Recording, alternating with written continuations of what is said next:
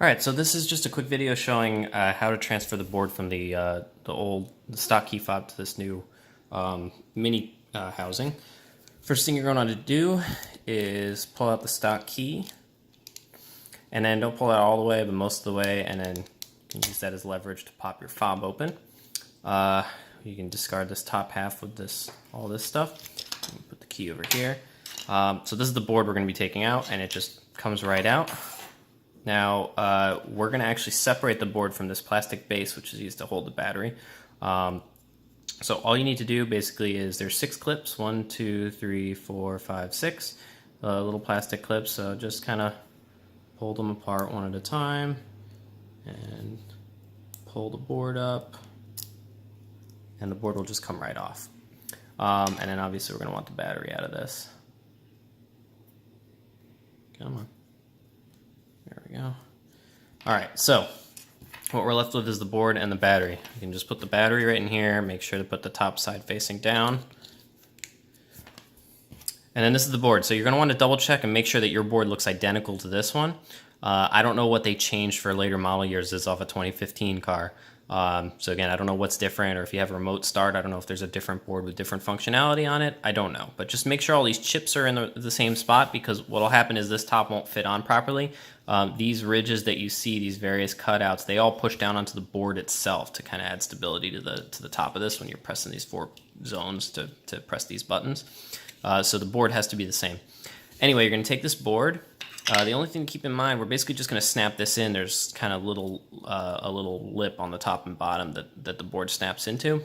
The thing to keep in mind is on the back of this board, there's 2 springs. This spring obviously pushes down on the battery, and this spring pushes against the top of the other, the other terminal of the battery. So you can't just put the board straight down, because what will happen is you'll kind of be pushing this clip kind of just against the top of the battery. So basically start a little bit up from the battery like this, lay the board flat, and then just slide it down. And it should just snap in like that. You heard a little click. It just is held in place by these 2 very slight ridges. If you ever need to remove this board, I just kind of twist the board very slightly like this, and then just get a pick or something under here to just pop it out from this top corner. Anyway, so now that the board is in, we take the top half, and the last thing you want to do is take the key ring that was on the bottom of your stock fob. I've already removed it here and added it to my new set of keys, and you're just going to want to, let's just see if I can line that up, slot the key ring in to this area here like that, make sure that's in place, and then you do the very complicated process of snapping these 2 together.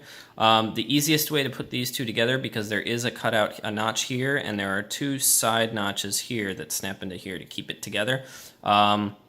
Put the whole thing straight and get it started all as one piece. Then snap the top in.